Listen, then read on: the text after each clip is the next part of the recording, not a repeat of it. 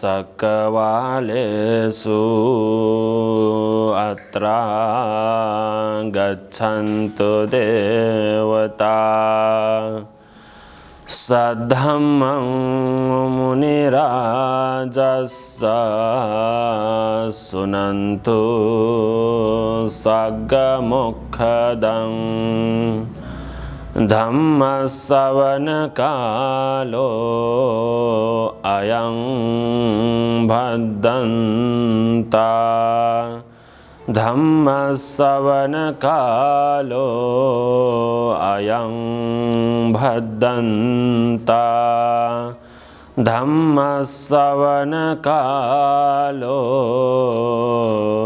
अयं भद्दन्ता।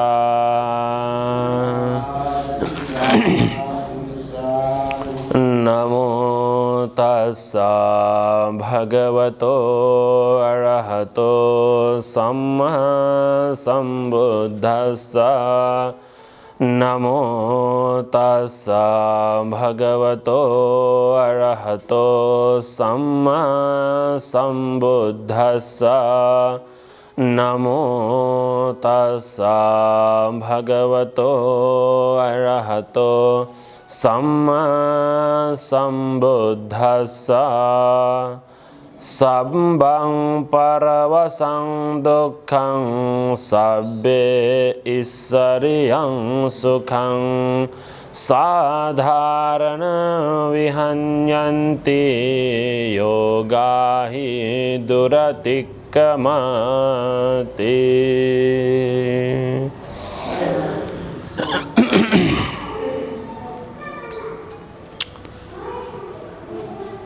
आज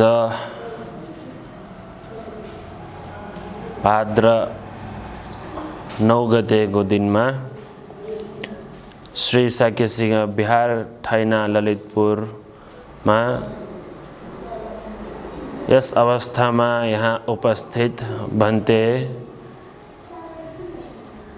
गुरुमाहरू त्यसैगरी उपासक उपासिकाहरू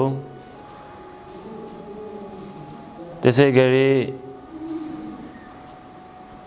प्रज्ञा दर्पण यूट्यूब च्यानल हेरिरहनु भएका दर्शक महानुभावहरू वर्षावास 3 महिनामा दिनौं गरी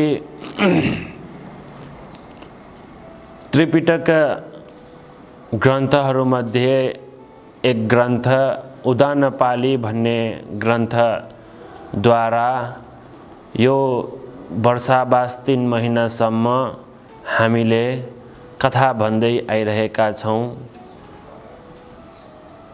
आज पालो आएको छ उदानपालीको मुचलिन्द वर्गको 9औं सूत्र विशाख सूत्र भन्ने सूत्रको पालो आएको छ तपाईहरुलाई यसको यो सूत्रबाट कथा भन्नलाई।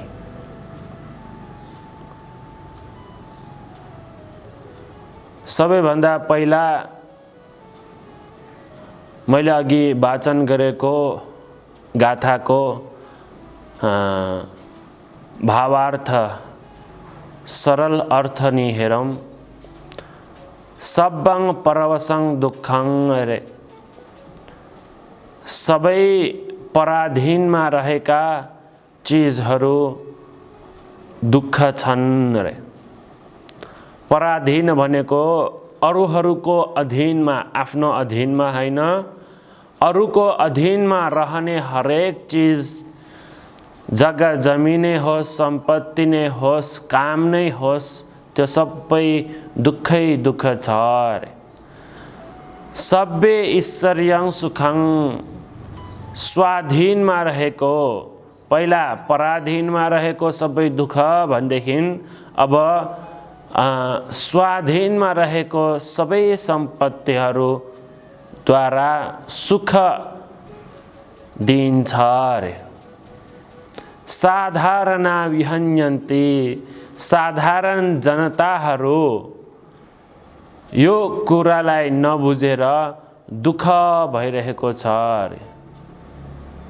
दुःख भइरहेको छ योगाहि दुरतिक्कमा। योग अथवा बन्धन भनेर चारवटा योग छन्, बन्धनहरू छन्। ती चारवटा योगहरू पार गर्न नसकेको कारणले गर्दा साधारण मनुष्यहरू, साधारण जनताहरू दुःखले पीडित भइरहेका छन् भनेर यो गाथाको अर्थ यसरी छ। यो गाथाको अर्थ हामीले राम्ररी बुझ्नलाई निदान कथा सुन्नुपर्ने हुन्छ। निदान कथा के हो भनेर बुझ्नुपर्ने हुन्छ। त्यसको लागि भगवान बुद्धको पालामा भएको एक घटना म यहाँहरूलाई भन्न गइरहेको छु। भगवान बुद्ध पूर्वाराम बिहारमा वास गर्नुभएको अवस्थामा, पूर्वाराम बिहार श्रावस्ती नगरमा परिन्छ। श्रावस्ती नगरमा मिगार मातु प्रासाद पूर्वाराम भनेर भनिन्छ। यो मिगार मातु प्रासाद पूर्वाराम भनेर किन भन्ने हो त भन्दाखेरि मिगार माता भन्ने कसलाई भन्छ याद छ? मिगार माता भनेर कसलाई भन्छ? विशाखालाई भन्छ। मिगार माता भनेर विशाखालाई भन्छ। विशाखाको परिवार कस्तो छ त? विशाखा कुन चाहिँ परिवारबाट जन्मेको हो? कसको छोरी हो थाहा छ? विशाखा मेण्डक भन्ने सेठको, धेरै धनवान व्यक्तिको छोरा धनञ्जयको श्रीमती सुमना भन्ने देवीको छोरी भएर जन्म लिने हुन्छ, विशाखा नामकी। यो विशाखा बिस्तारै ठुलो हुँदै आउँदाखेरि समयमा विवाह गरेर पठाइन्छ। मिगार भन्ने व्यापारीको घरमा। मिगार भन्ने व्यापारीको सेठको पुत्र हुन्छ, नाम पूर्णवर्धन भन्ने कुमार। पूर्णवर्धन भन्ने कुमारको श्रीमती भएर जान्छ विशाखा। विशाखाको श्रीमान को भयो अब? विशाखाको श्रीमान पूर्णवर्धन भयो। विशाखाको आमाको नाम सुमना देवी भयो। विशाखाको बुबाको नाम के हो? विशाखाको बुबाको नाम धनञ्जय भयो है। विशाखाको सासुर बुवाको नाम के हो त अब? विशाखाको सासुर बुवाको नाम मिगार। अब विशाखाको सासुरा चाहिँ नि धेरै लोभी थियो, धेरै लोभी थियो। त्यसैले विशाखाले प्राय जस्तो आफ्नो ससुरा बुवालाई धर्म सिकाउनु पर्छ भनेर हरेक अवस्थामा ससुरा बुवालाई चाहिँ नि धर्मको ज्ञान गुणहरू सिकाउँदै बस्थे विशाखा। एक दिन यस्तो घटना घट्यो, भगवान बुद्ध सहित भिक्षु महासंघहरू भिक्षाटन गइरहेको बेलामा विशाखाको ससुरा बुवा मिगा र सेठ भात खाइरहेको बेलामा विशाखाले भन्यो, मेरो ससुरा बुवाले त बासी भात खाइरहेको छ भनेर भन्यो। एकचोटि भन्यो, दुईचोटि भन्यो, तीनचोटि भन्यो, बार बार भन्दाखेरि मिगा र सेठलाई, व्यापारीलाई धेरै रिस उठ्यो। रिस उठेर विशाखालाई भन्यो, हे विशाखे है, हे बुहारी, तिमीले मलाई किन मैले बासी भात खाइरहेको भनेर किन भनेको भनेर सोद्धाखेरि विशाखाले भन्छ, हैन, तपाईले त हुन त भात खाइरहेको, आजै पकाएको भात खाइरहनु भएको हो, तर तपाईँ पहिला गरेको पुण्यको कारणले गर्दा तपाईलाई यसरी मिठो मिठो खाना पाइरहेको छ, तपाईलाई बस्नलाई आनन्दको घर पाइरहेको छ, धन सम्पत्ति जग्गा जमिन तन्न छ, तर यति धेरै धन सम्पत्ति जग्गा जमिन भए पनि तपाईले केही दान पुण्य कर्म गर्नु भएको छैन। तपाईले त बस पहिला गरेको पुण्यको कारणले गर्दाखेरि त्यो पुण्यको फल अहिले भोगिरहनु भएको छ। भविष्यको लागि तपाईले केही पनि पुण्य कर्म गर्नु भएको छैन। पहिलाको पुण्यको प्रभावले अहिले फल पाउनु भएको कारणले तपाईलाई बासी भात खानु भएको छ भनेर भनेको भनेर विशाखाले भन्यो। भने मतलब पहिला गरेको पुण्यको कारणले गर्दा अहिले जुन फल प्राप्त गरिरहेको छ त्यो फललाई चाहिँ नि बासी फल भनेको रहेछ। बासी भात भनेको साँच्चै खाइरहेको भातै बासी होइन। पहिला गरेको पुण्यको कारणले गर्दा अहिले पाइरहेको जुन फल छ त्यो फल चाहिँ बासी हो भनेर भनेको रहेछ। यसरी भन्दाखेरि, यसरी भनेर अझै राम्ररी धर्म कारणाहरूलाई चाहिँ नि बुझाइदिएपछि मिगा र भन्ने विशाखाको ससुर बुवा धेरै प्रसन्न भएर त्यो दिनदेखि विशाखालाई मिगा र माता भन्ने एउटा स्थान दियो, आमाको स्थान दियो। आफ्नो बुहारी भएर आफ्नै घरमा आए तापनि त्यो दिनदेखि विशाखा बुहारीलाई मिगा र माता भनेर भन्यो। यही विशाखाले बनाएको, यही मिगा र माताले बनाइदिन्छ भिक्षु महासङ्घहरूलाई श्रावस्ती नगरमा एउटा विहार जुन कि 4 वर्ग किलोमिटरसम्म जग्गा भएको जग्गामा विशाखा देवीले बनाइदिन्छ पूर्वाराम भन्ने विहार, जुन कि 2 तल्ला हुन्छ। माथिको तल्लामा 500 जना भिक्षुहरू र तल्लोको तल्लामा 500 जना भिक्षुहरू गरी 1000 जना भिक्षुहरू बस्न सक्ने एउटा विहार बनाइदिन्छ। त्यसको नाम मिगा र मातु प्रासाद भनेर पनि भनिन्छ, पूर्वाराम भनेर पनि भनिन्छ। यो मिगा र मातु प्रासाद भन्ने, पूर्वाराम भन्ने विहारमा भगवान बुद्ध वास गरिरहनु भएको बेलामा यही मिगा र माता अथवा विशाखा उपासिकालाई एउटा घटना घटिन्छ। के हो त भन्दाखेरि विशाखाको कोही आफन्तले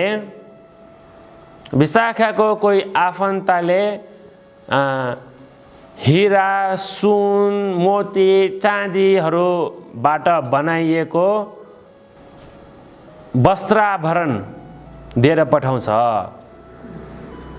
है उपहार स्वरूप दिएर पठाउँदाखेरि त्यो उपहार स्वरूप वस्त्राभरण घरको आँगनमा ल्याइसकेपछि यो सम्पत्ति विशाखाको हो, विशाखालाई उपहार दिएको हो।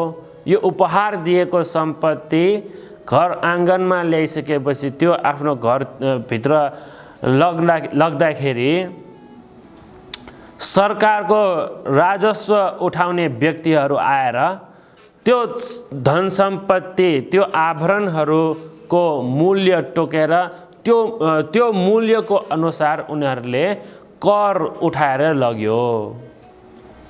कर उठाएर लग्दाखेरि कर उठाउने व्यक्तिहरूले धन सम्पत्ति धेरै देखेर त्यो हीरा मोती सुन चाँदीहरू देखेको कारणले गर्दाखेरि चाहिने मूल्यको भन्दा बढी कर उठाएर लग्यो। त्यसरी कर उठाएर लगेपछि विशाखा महोपासिकालाई चाहिँ नि दुःख भयो आफूलाई, किनकि त्यो सामानको भन्दा बढी कर तिर्न परेपछि आफूलाई दुःख भयो। त्यसरी दुःख भएपछि अब यसको टुङ्गो लगाउनु पर्यो। विशाखा महोपासिकाले सोच्यो, हाम्रो यो प्रदेशको राजा त प्रसय नदी कौशल्य राजा हुनुहुन्छ, उहाँ कहाँ गएर यो कुरा सोधेर यसरी कर बढी लिएको छ भनेर कुरा मिलाएर बढी भएको पैसा फेरि फिर्ता लिने भन्ने विचारले विशाखा महोपासिका प्रसय नदी कौशल्य राजाको दरबारमा गयो।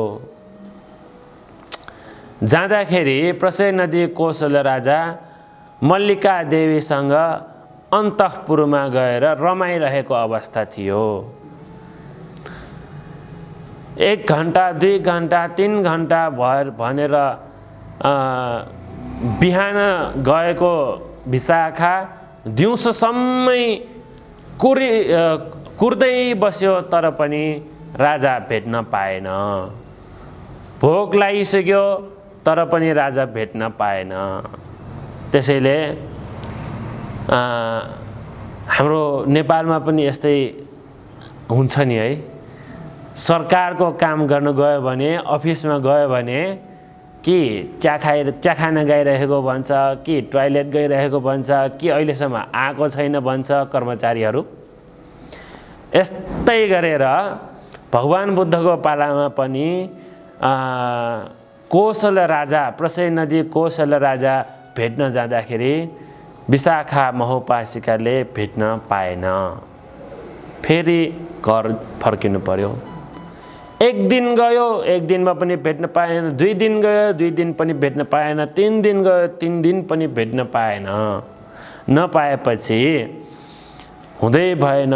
अब मेरो यो दुःख, मनको दुःख कसैलाई त प्रकट गर्नु पर्यो, कसैलाई त भन्नु पर्यो, जो कि यो दुःखबाट मलाई मुक्त गर्न सकोस् भन्ने विचारले विशाखा महोपासिका राजालाई भेट्ने मन थियो, तर राजा भेट्न नपाएपछि सिधै गयो मिगार मातु प्रासाद पूर्वाराममा गएर भगवान बुद्धलाई भेट्न गयो।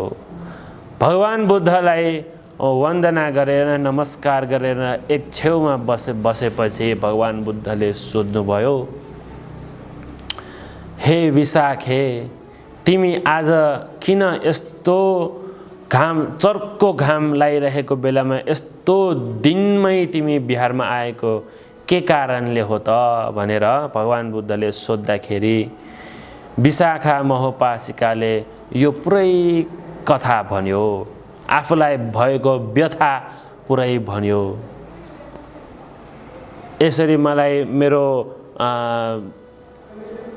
ज्ञाति बन्धुहरूले मलाई यसरी पठाएको थियो सम्पत्ति, यो सम्पत्ति लिँदा जाँदाखेरि कर लिन आउने व्यक्तिहरूले बढी कर लिएर गयो। यस सम्बन्धी म राजासँग कुरा गर्न जान्छु भनेर दरबारमा 2-3 पटक 2-3 दिनसम्म गए, तर यसको राजा भेट्न पाएन, यसको टुङ्गो लाएन। त्यही कारण म अहिले दुखी छु भनेर भन्दाखेरि भगवान बुद्धले यो कुरा थाहा पाएर विशाखाको कुरा पनि थाहा पाएर विशाखाको स्थितिलाई बुझेर भगवान बुद्धले भन्नुभएको प्रीति वाक्य हो, सब्बं परवसं दुःखं सब्बे ईश्वर्यं सुखं साधारण विहन्यन्ति योगा हि दुरतिक्रमा भने। यो घटना घट्ने अवस्थासम्म विशाखा महोपासिका सोतापत्ति मार्ग फल प्राप्त गरिसकेको व्यक्ति हो है। विशाखा महोपासिका सोतापत्ति ज्ञान प्राप्त गरिसकेको व्यक्ति हो। जुन व्यक्ति सोतापन्न ज्ञान प्राप्त गरिन्छ त्यो व्यक्तिबाट पञ्चशील कहिले पनि टुटिँदैन है। हामीले जहिले पनि पञ्चशील लिन्छौँ नि है, बिहारमा आएर जहिले पनि यो पञ्चशील लिन्छौँ, तर घर गएपछि झुटो कुरो बोल्नु परिन्छ, कहिलेकाहीँ जाँड रक्सी खान परिन्छ, कहिलेकाहीँ। आजकल त मच्छर आइरहेछ, मच्छरलाई पाट गरेर मारिहाल्छ है। कति दुःख दिइरहेको यो मच्छरले हेरेर पछाडि आयो, पछाडि यस्तो गरेर पाट गरेर मारिहाल्छ। तर सोतापन्न मार्गफल प्राप्त गरिसकेको जुन व्यक्ति छ त्यो व्यक्तिद्वारा भूल भएर पनि यो पञ्चशील कहिले पनि टुटिँदैन है। त्यसै गरी सोतापन्न मार्ग फलमा प्राप्त भइसकेको व्यक्ति 7वटा जन्म मात्र लिन्छ रे। 7वटा जन्म मात्र लिन्छ, त्यो पनि अविची नरक अपायहरूमा जन्म लिँदैन रे। कम से कम जनावर भएर पनि जन्म लिँदैन। कि मनुष्य भएर जन्म लिन्छ, कि देवता भएर जन्म लिन्छ, कि ब्रह्मा भएर जन्म लिन्छ है। कहिले पनि तल्लो जातको योनिमा गएर चाहिँ नै जन्म लिँदैन है। त्यसैले यस्तो श्राविका भइसकेको विशाखालाई पनि सम्पत्तिको लोभ छ है। यसरी सोतापन्न भइसकेको विशाखालाई पनि सम्पत्तिको लोभ छ। यो कुरा भगवान बुद्धले बुझेर भन्नुभएको गाथा हो। यो भगवान बुद्धले त थाहा छ विशाखा सोतापन्न भइसकेको भनेर। विशाखा सोतापन्न त भयो, तर सकतागामी अनागामी अर्हतसम्म जान सकेको छैन। लोकोत्तरको आध्यात्मिकको जुन वृद्धि गर्नुपर्ने त्यहाँबाट अगाडि बढेको छैन। त्यसैले विशाखालाई यसरी दुःख भएको छ भनेर भगवान बुद्धले थाहा पाएपछि भगवान बुद्धले भन्नुभएको गाथा हो यो। सब्बं परवसं दुःखं, सबै अरूसँग भएको सबै चिज दुःखै दुःख छ अरे। अब यो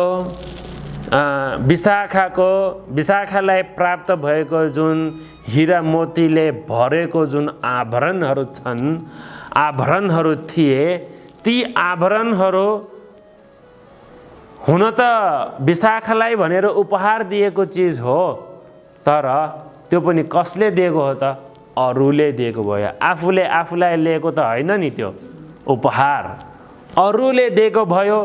त्यसै गरी कर उठाएको कसले?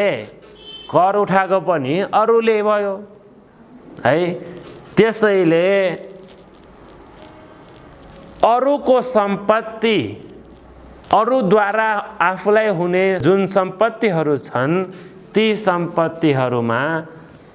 सम्पत्तिहरूद्वारा आफूलाई दुःख आउने त भइहाल्छ अरे। सब्बे ईश्वरीयं सुखं स्वाधीन आफ्नै अधीनमा हुने सम्पत्तिद्वारा सुखै सुख हुन्छ अरे। अब आफ्नै अधीनद्वारा हुने सम्पत्ति के हो त? आफ्नै अधीनमा हुने सम्पत्ति यो घर जग्गा जमिन आभरण वस्तु यिनीहरू केही आफूले भने जस्तो छैन। यिनीहरू केही आफ्नो अधीनमा छैन। जमिन आफ्नो अधीनमा छ, कसैले हडप्न आयो भने हडपेर लग्न सकिन्छ। पैसा धन सम्पत्तिहरू आफ्नो अधीनमा छ, चोर आएर उठाएर लग्यो भने लग्यो, आफ्नो अधीनमा छैन त्यो। यो जग्गा जमिन धन सम्पत्तिहरू भनेको चिजहरू आफ्नो अधीनमा छैन। आफ्नो अधीनमा हुने सम्पत्ति के हो त? आफ्नो अधीनमा हुने सम्पत्ति भनेको लौकिक सम्पत्ति र लोकोत्तर सम्पत्ति भनेर दुईवटा छ। लौकिक सम्पत्ति भनेको यो मनुष्य जातिदेखि देवाति देव को देव हो? देवाति देव इन्द्रदेव अथवा शक्रदेव भनेर भनिन्छ।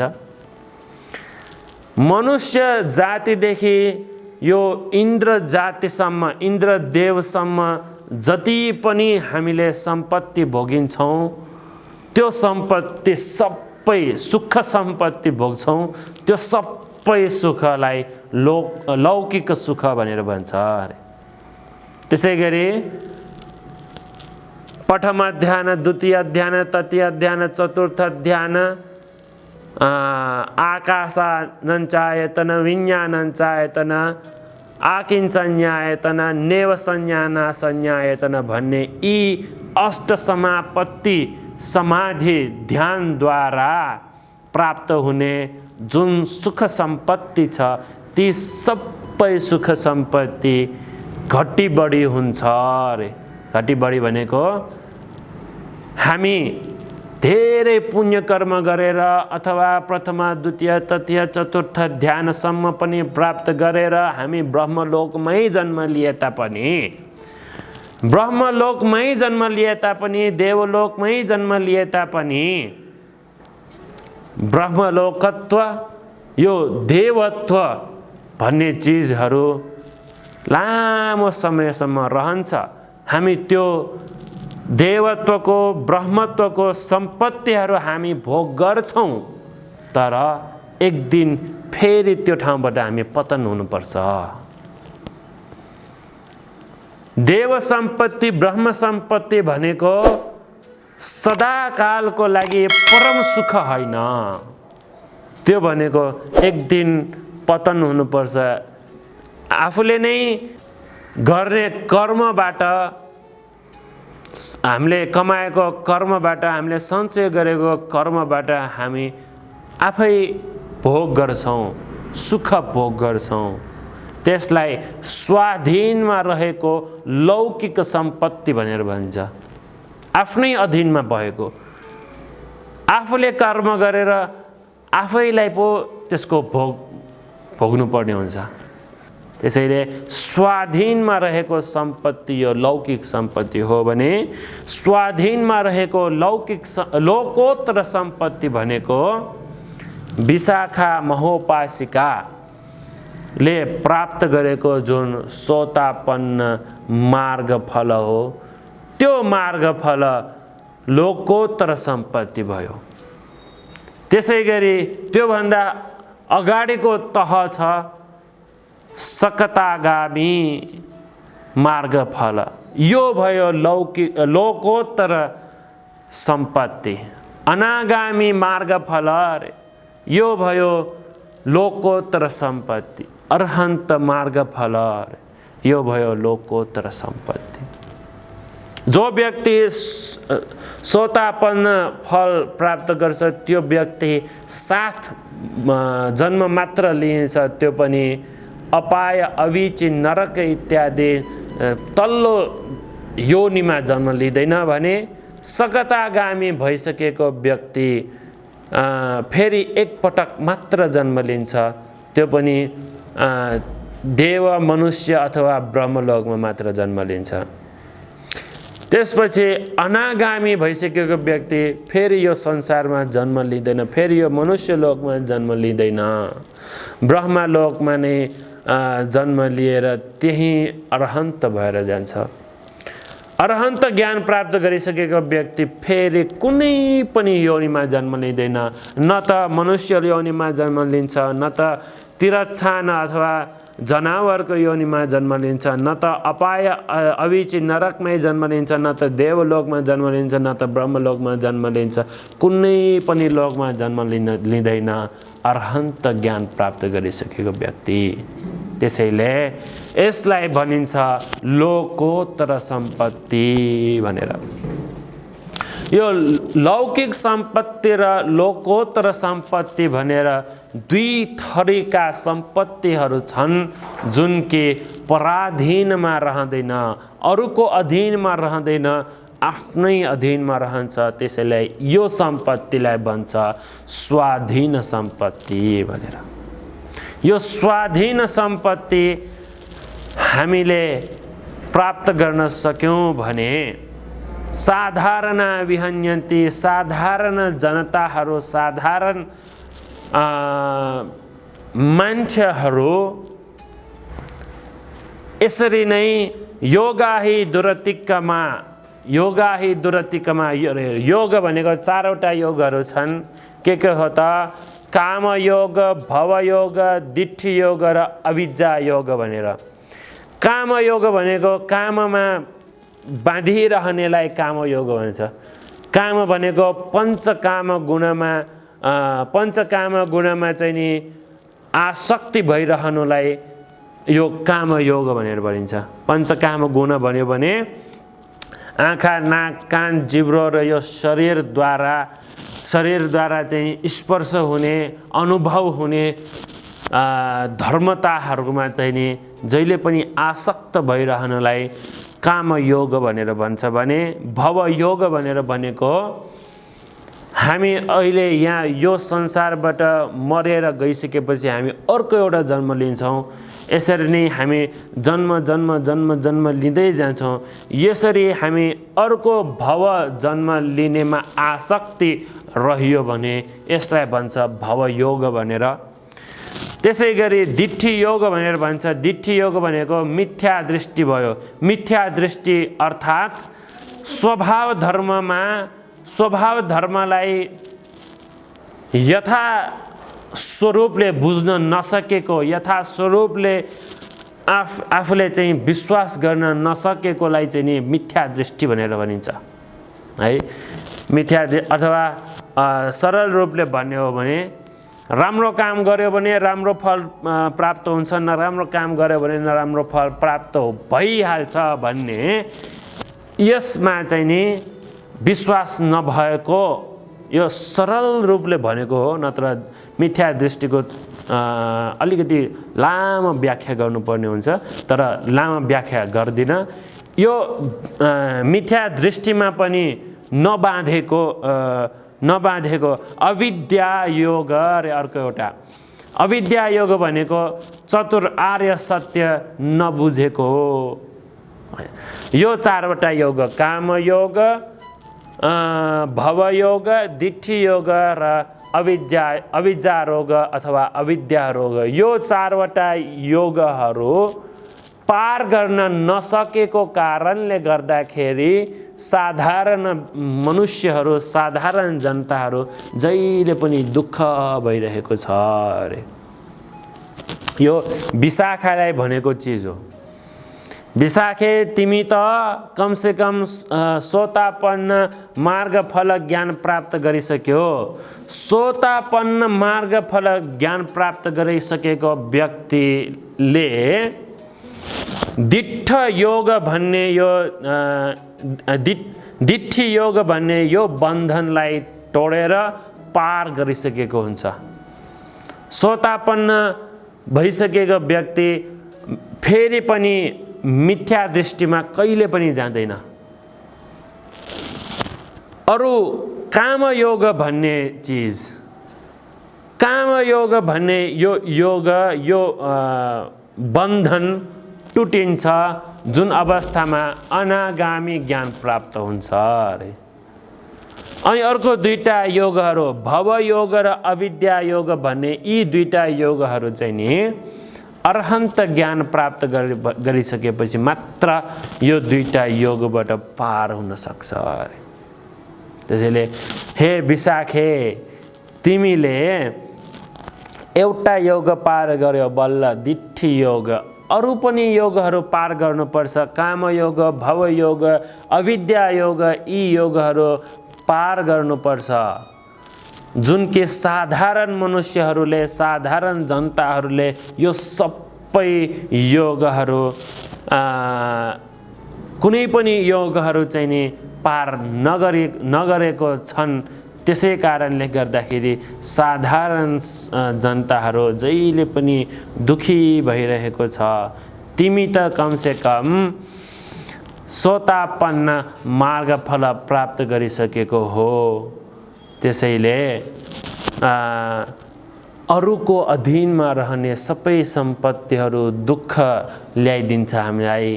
आफ्नै अधीनमा भएको स्वाधीनमा रहने लौकिक र लोकोत्तर सम्पत्ति हामीलाई जहिले पनि सुखै सुख ल्याइदिन्छ भन्ने यो